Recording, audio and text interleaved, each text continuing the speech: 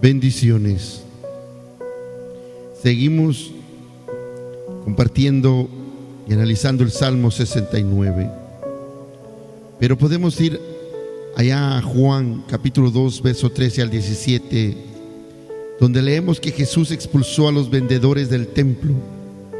El versículo 16 declara: a los que vendían las palomas les dijo: saquen esto de aquí.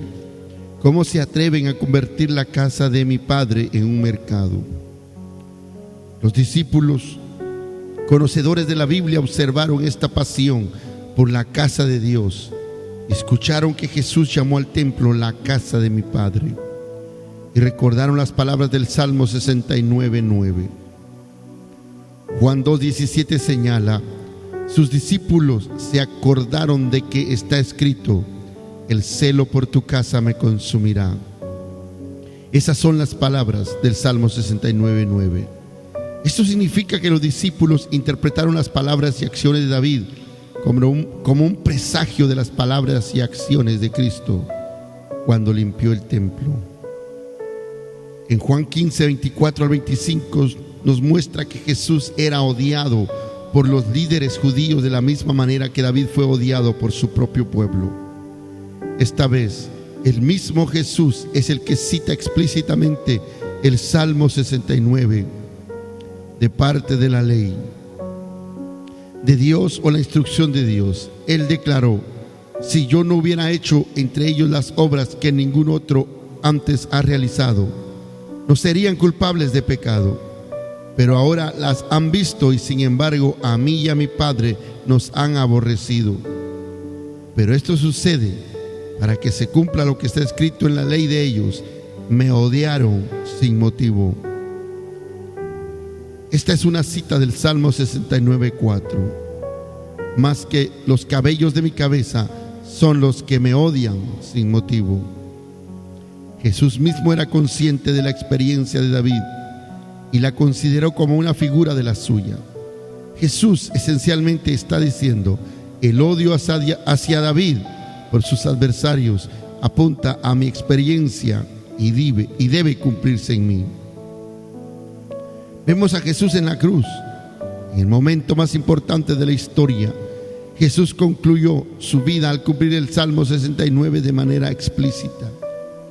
En el Salmo 69:21 David dijo: en mi comida pusieron hiel, para calmar mi sed me dieron vinagre. Evidentemente, Jesús había vivido este salmo absorbido este salmo y lo había convertido en parte de su propio ser. De lo contrario, no sé cómo podríamos explicar Juan 19, 28 al 30. Aquí estaba, colgado en la cruz, en horrible agonía, y leemos: después de esto, como Jesús sabía que ya todo había terminado y para que se cumpliese la escritura, dijo: tengo sed. Había ahí una vasija llena de vinagre, así que empaparon una esponja en el vinagre, la pusieron en una caña y se la acercaron a la boca. Al probar Jesús el vinagre dijo: todo se ha cumplido. Luego inclinó la cabeza y entregó el Espíritu. Según el apóstol Juan, Jesús murió cumpliendo el Salmo 69. ¿Qué más glorioso tributo se podría dar a un salmo? El mismo salmo que tendemos a pensar que es un problema debido a sus imprecaciones fue el que vivió Jesús y el que lo llevó a la cruz y a través de la cruz. ¿Hay alguna ilustración más del Salmo 69?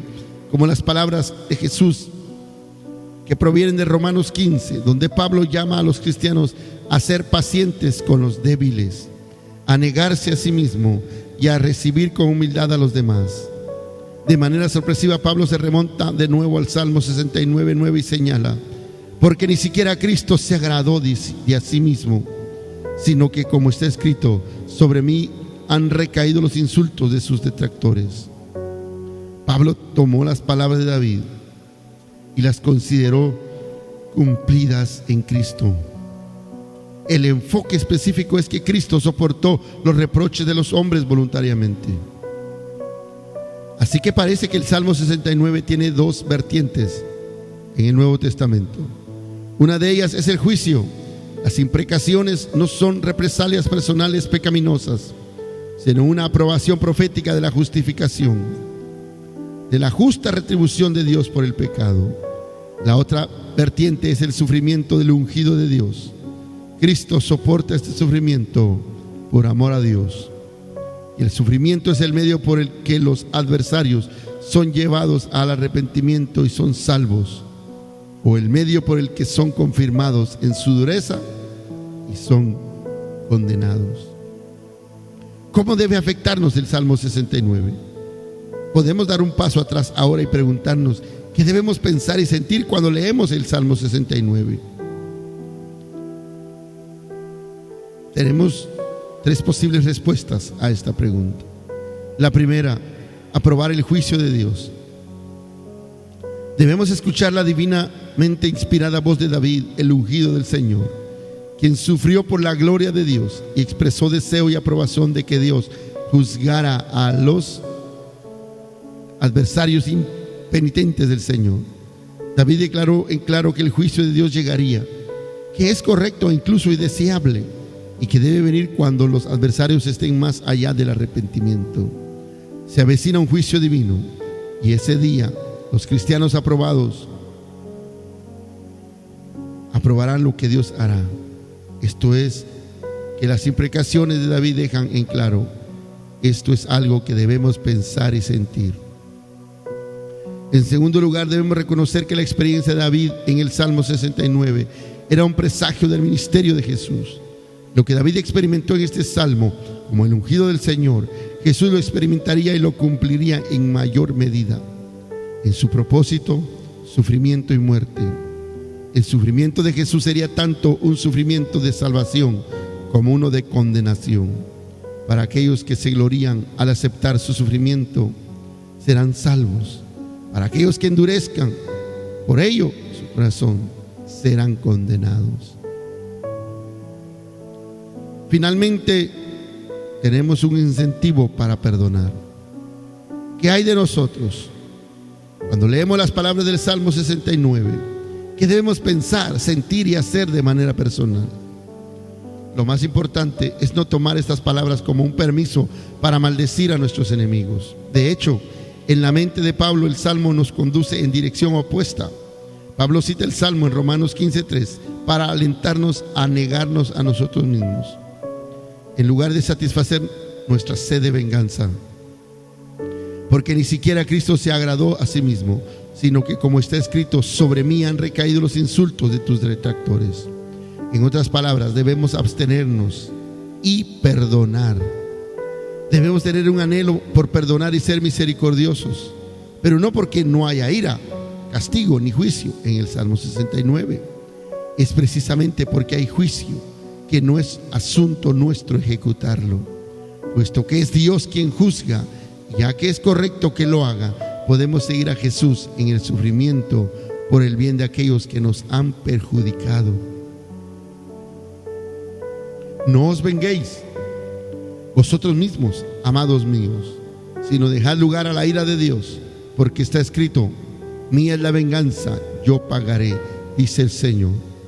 Así que si tu enemigo tuviere hambre, dale de comer; si tuviere sed, dale de beber, pues haciendo esto, ascuas de fuego amontonarás sobre su cabeza.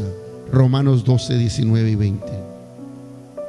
Las ascuas de fuego son señal de penitencia y purificación donde hay arrepentimiento, y de castigo donde no lo hay. Nadie se sale con la suya en este universo. Todo lo malo será debidamente castigado, ya sea en la cruz de Cristo para los que se arrepienten, o en el infierno para los que no.